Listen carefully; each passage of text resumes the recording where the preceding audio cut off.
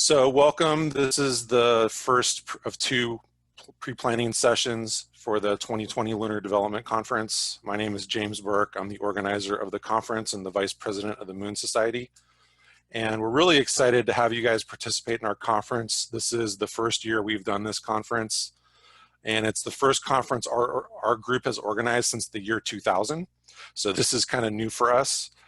We really feel like it was a good idea to do this, especially now with the situation in the world, having a virtual conference, and also just restarting the Lunar Development Conference series. It seems like for us that we're filling a niche that wasn't being filled before. And so the response we've gotten from the community has really been amazing. We've only been planning this conference for about 3 months, and we've been able to organize what I think is a really full schedule for the 2 days and a lot of great speakers. So thank you all for participating. This call, I'm essentially going to go through some of the information on how to run your session and how we're organizing the conference, and as well as how to use Zoom. If you're new to using Zoom to present, I'll have some tips and tricks for you. I'll also show you the virtual experience that we've been working with our technical partner Eventory on, and that's very ready, very close to being ready, which we may actually open that up tonight for all the attendees, but certainly by probably tomorrow or Friday at the latest. And we're really proud of how well that has come together. It's going to be a great way for people that are attendees to the conference to find all the sessions they want to view and to network with each other. So this is the agenda for the talk today. I'm going to first provide an overview of the conference. I'm going to talk about how we're going to do the actual track sessions. Most of you are scheduled for a track session. How is that going to work for you? How to use Zoom. I'll give you some basic training in Zoom, but I'll also give you some tips on how to get more information, some microphone and sound and camera tips, how to use PowerPoint effectively with Zoom, and then do a walkthrough of our virtual experience that the attendees are going to see. And then finally, I'll open it up at the end for questions. Hey, James, if you may want to just correct the spelling on walkthrough, the word walkthrough. Sure, I'll do that for the next meeting. Okay. So this is our conference overview. This is the first of a new series organized by the Moon Society, and we've gotten a lot of help from other space organizations as well, the Space Frontier Foundation in particular, as well as Rick Tumlinson's group, New Worlds Institute. And then we're also getting just help from a lot of other groups. And so we're really excited about this. We've gotten a lot of interest among the speakers. The last conference we organized, I mentioned, was in the year 2000. This series is not a new series, the Lunar Development Conference. The last one was in 2007.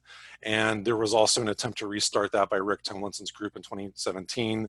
He's fully on board with helping us. As you'll see, he's has a 2-hour block in one of our evenings. And so we're really excited to be working with him and others to restart this series. We'll have 45 speakers. We'll have keynotes in the morning and evening, 2 tracks in the afternoon of 30 minutes each. So about 16 talks per day for a total of 32 session tracks. We're going to do something a little different for trying to get people to network with each other. We're going to have networking hours. So this is an hour-long Zoom call. There'll be 4 of them running at once about different topics, and people can join a Zoom call and participate in the topic and jump between them during the hour. So we're going to try that out, see how that works. And then there was also going to be other opportunities for people to network with each other within the virtual experience. After the conference, we're going to try to keep this community together by having some calls to action of how they can work on projects together, having some follow-up activities. We will likely have this conference again next year, and we'll also be able to record everything, and we'll be putting that up on YouTube. So all the sessions can be watched on demand after the conference by the general public. and we'll also have a printed proceeding available. So we're going to actually create a printed book and an ebook of the conference proceedings, just like the past Lunar Development Conferences used to do. So we're gonna also do that as well. So let me talk a little bit about Zoom and how to run a meeting with Zoom. So when you sign into a Zoom meeting, this is sort of the first thing you're going to see. You know, you're going to want to join audio. We definitely recommend people use a computer audio and not dial in with the phone, especially if you're a presenter. You'll want to have a computer that you can use Zoom with, a Mac or PC. Ideally, you'll have your own microphone and headset. We recommend that. I'm wearing a headset right now. The sound's a lot better from a headset, and you can hear people a lot better. If your laptop doesn't have a good camera, like if the camera's on the bottom, for example, you might want to try getting a USB camera and plugging that in. But anyway, this is the first thing you'll see. You'll see some tools along the bottom. Oftentimes when you join a meeting, the video is turned off and you're muted, so you'll have to unmute yourself at the bottom right there to talk and turn your video on if you're a presenter. And then to share, you'll also be able to see who the participants are if you click on the Manage Participants icon in the middle, and you'll be able to see who else is on the call. You'll be able to use some of these newer tools to interact with everyone. So you can, there's a hand raising option, and there's some other buttons that attendees can click on to give feedback to the presenter that's nonverbal. So you may see some of your attendees doing things like that during your talk. I mentioned we will have a volunteer in with you on the track talks, so they will be able to facilitate the Q&A and also help people out with some of the questions that they can answer on the chat, like logistical questions. And then finally, very important, how to share your screen. There's a green button to share your screen. Once you click on that on the toolbar, there's going to be a bunch of tiles that come up that ask you which screen you want to share. If you have multiple monitors, that's important to pick the right monitor. If you also have a lot of applications running, you might want to just pick the specific PowerPoint application. Although I typically, because I'm usually switching between PowerPoint and a website when I'm doing my my presentations, I'll typically just share my entire desktop. So you might want to try doing that.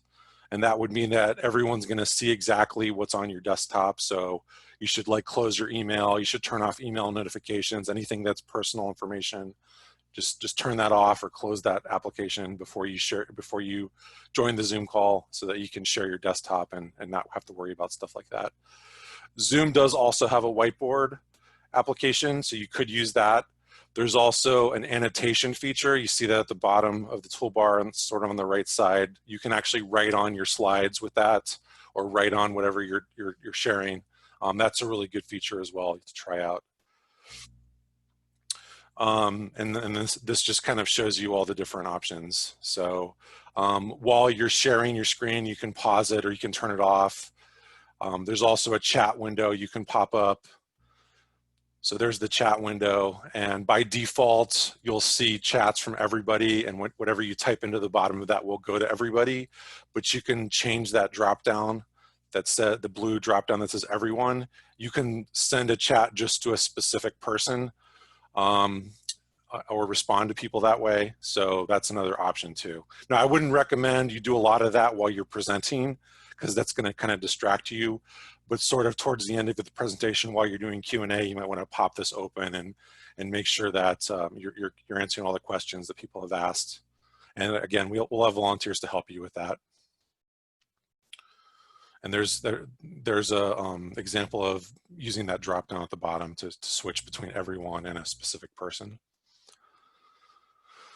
Okay, so most of our sessions are going to be Zoom meetings. However, if you are somebody that's participating in one of our keynotes, so Melissa, you're going to actually be in one of the keynotes on day 2. We will be using a webinar feature for that. So That works slightly differently than a normal Zoom meeting.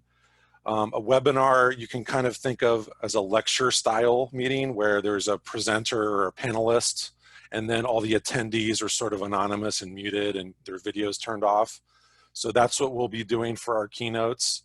You'll see the presenters on the screen with their video, but then everyone else will be video turned off. They won't necessarily be able to talk to each other on the chat. They can put in messages in the chat or in the Q&A, but they're not necessarily gonna, those are not necessarily gonna be public. They'll be seen by the panelists and not everyone else. Although we will probably at times open that up a little bit so that everyone could see it, see what each other are saying, but not exclusively.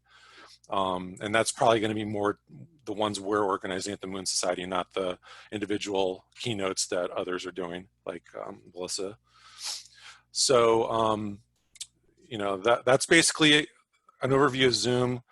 What I'm going to, oh, and let me mention the Q&A feature. So this is a little different than the chat feature. This is for webinars.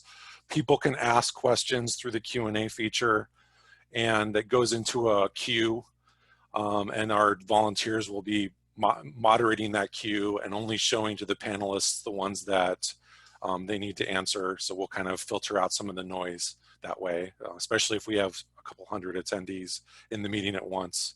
We'll be doing that. So I will send a couple of Zoom guides to you after this meeting that go into more detail on Zoom. There's also a great webinar series that the Zoom company does that you can watch recordings of. So I definitely recommend you take a half an hour and watch one of those. If you're new to Zoom, they can explain in more detail what I just did and also show you some of the stuff in action. So here's some microphone and sound presentation tips. You'll definitely want to test out your microphone and sound ahead of time, and we can do some of that on this call if you'd like. If you're new to Zoom and like to test out your microphone and sound with me, we could do that after my presentation.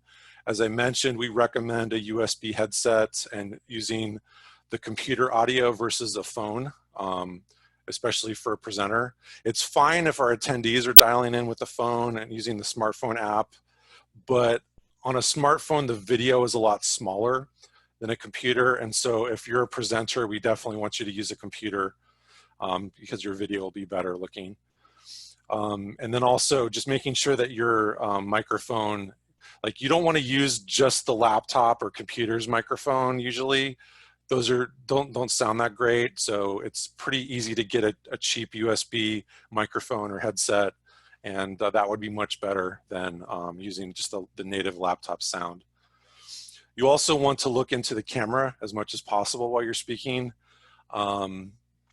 Depending on the laptop layout, your camera might be right above the screen. But if you have a camera that's plugged in off to the side, you want to try to look into that as much as possible as you're talking.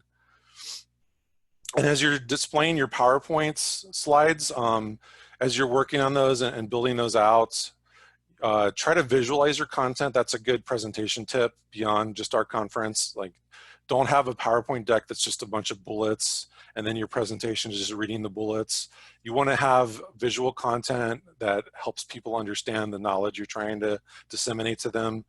And when you do have bullets, you want to don't read your bullets literally, talk about them.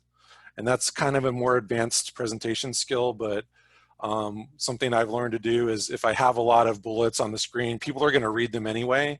So I just try to kind of talk in general about what they say instead of literally reading them to everybody, because that makes people fall asleep a lot.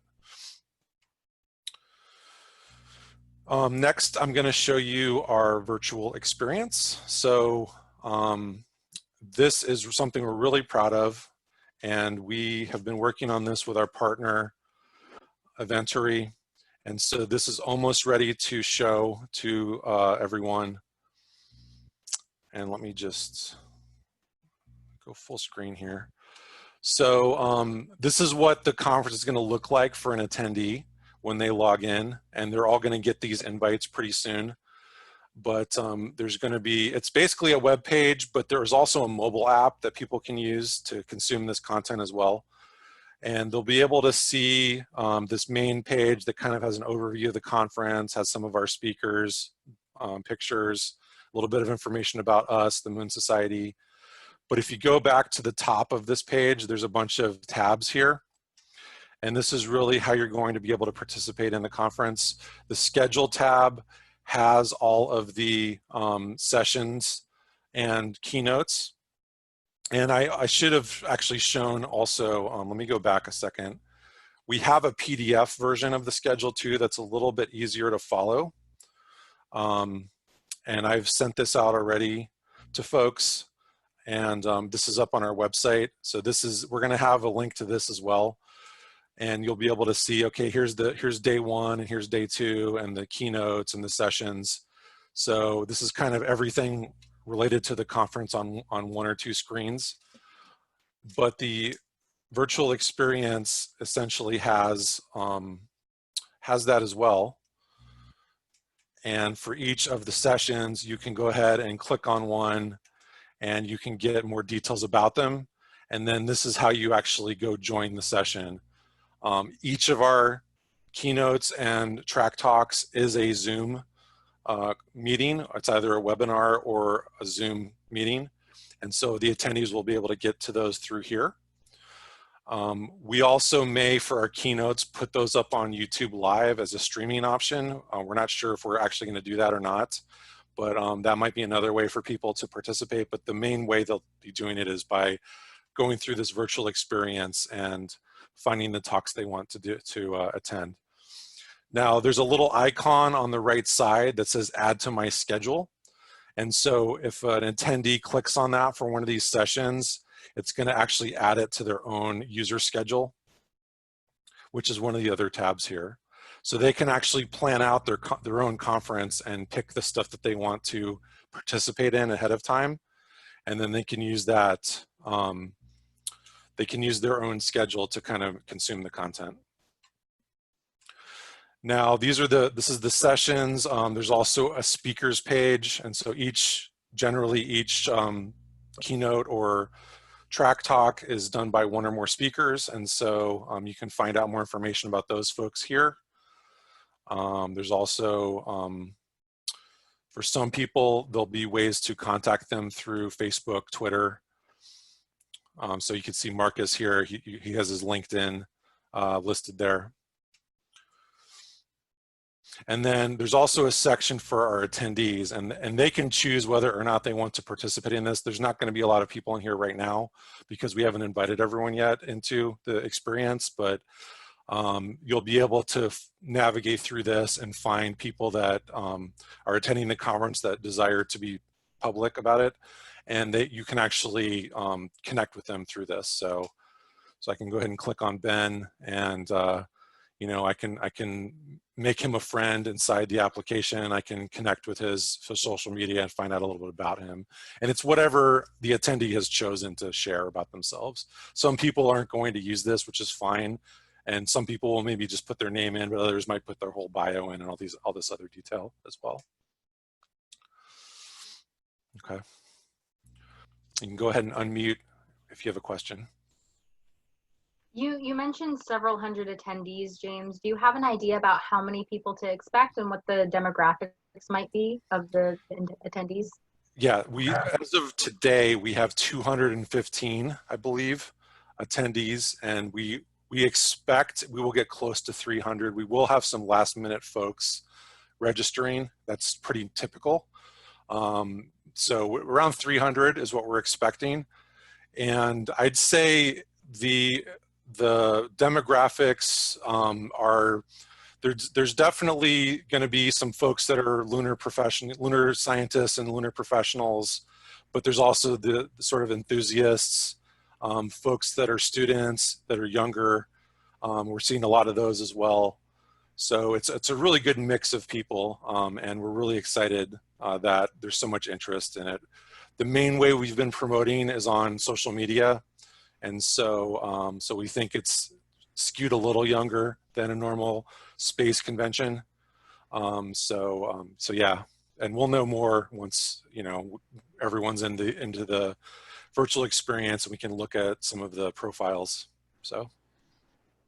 You just mentioned themed networking hours. Are those Yes. going to be designated prior to the conference or? Yes. Okay. Yes. So let me actually show you that. I have that up here. So we have 16 of these. There's 4 during the noon hour on day 1, 4 during the noon hour or the 5 p.m. hour on day 1, and same with day 2. And these are the 16 topics we're currently going with. I think these are pretty much final at this point. We've gone back and forth a little bit on these, but we've tried to select topics that are related to the talks that people are giving and also that are moon related. And so this is kind of what we're thinking right now. Now, the ways these work, each of these is a Zoom call that lasts an hour. And if there's a large number of people in one of these networking rooms, we will have people break out into multiple segments. So for example, if we start one of these and there's 30 people and they all want to talk at once kind of thing, one of the organizers, it's listed on column F there, Zoom captain, our organizers, our volunteers will basically segment that crowd into 2 or 3 different breakout rooms, and then those conversations can continue inside there. Wonderful, thank you. I have a silly question. Go ahead. When we are presenting, do we just, how do we just show up in the room, and who assigns us? Is there a room host who's going to assign us as the, as the host? Yeah. Hi, Vince. I came in 2 minutes late, so you probably. No worries. The way it's going to work is you're all going to get an email. It's probably going to be a Google invite that has the Zoom link. So at your appropriate session time, or maybe like 5 to 10 minutes before, you can click on that Zoom link and be in your area in the Zoom meeting. You'll start on time. You'll be introduced. You'll have half an hour. So we recommend about 20 to 25 minutes of presentation, and then the rest would be Q&A.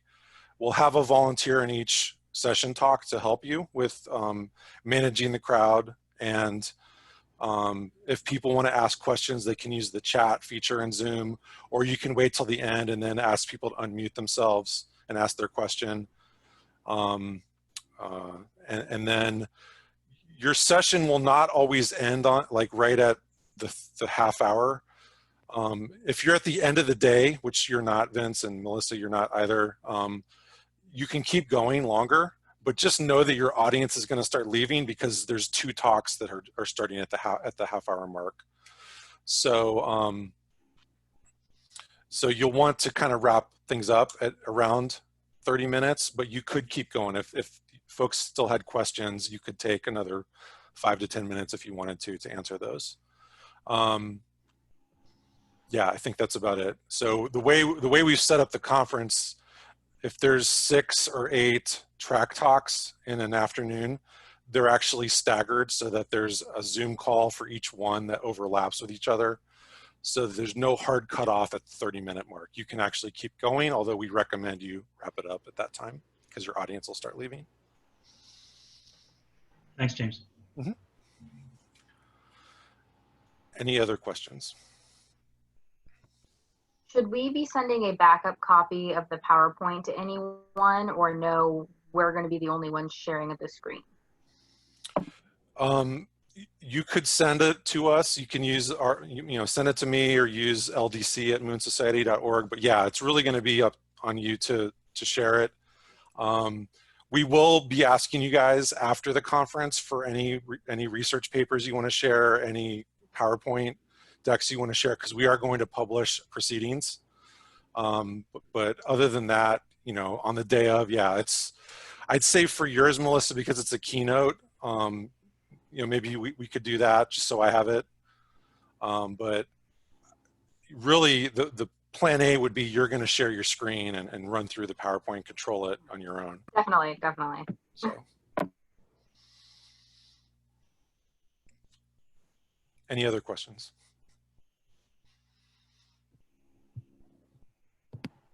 I have a small question. Yes, go ahead, Victor. Yes, yes. I am planning to present with a co-presenter. Mhm. So he will have his own Zoom session, but I wanted at some point to coordinate.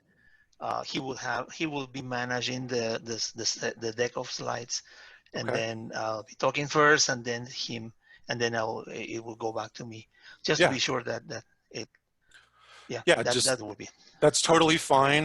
He can share the deck during the whole session. You can talk, he can talk. Make sure both of your video is on, because when we do the YouTube video later on, we'll want to edit you both into it. But yeah, no, that should be totally fine. Excellent. Thank you very much. Absolutely.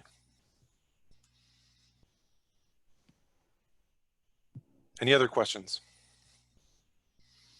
I noticed Ben Smith has a very nice moon behind his head. How do you put pictures like that behind you? Yeah, virtual backgrounds. That's a good question. So Zoom has a feature to do that. And so I'm going to do it right now. I just click on the up arrow next to the stop video icon on my toolbar at the bottom of Zoom. And then I click choose virtual background, and I can pick, this nice Hasselblad shot of Taurus Littrow. And it works pretty well. It crops me out of, the foreground and puts it on top of that. But it's great if I have like a messy room. You can cover it up that way. You're referring to get at. Is it not on my screen?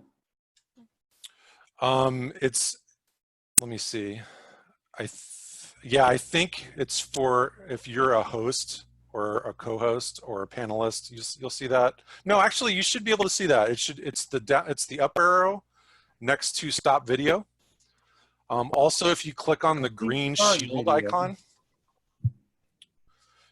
Also, if you click on the green shield icon. I see. Yeah. Use virtual background. Yep, that's it. Not all computers will support it though. I mean, mine doesn't have the flash card to do it, so that's just one thing to be aware of. Yeah, that is true. That you need to kind of have a higher end graphics card. Okay. Any other questions? Ben, Ryan, do you guys have any questions? No, you're good? No, not at this time. I think you covered it pretty good. Cool. We'll go over it again, I'm sure, on Saturday. Yep. And if anybody has free time before then, maybe get into a Zoom session and just play around, get comfortable with it. Mm-hmm. And we have an option if you're not able to make your time or you have some issue, we have an option to pre-record your talks, and you could also use that to just schedule time with one of us to test out your setup. So if you look at the email I sent that was titled "Your abstract has been accepted," there's a link. There's a section of that email that has the link to schedule time with us. It's using a tool called Calendly. So feel free to make use of that if you'd like to get some technical support with your Zoom setup.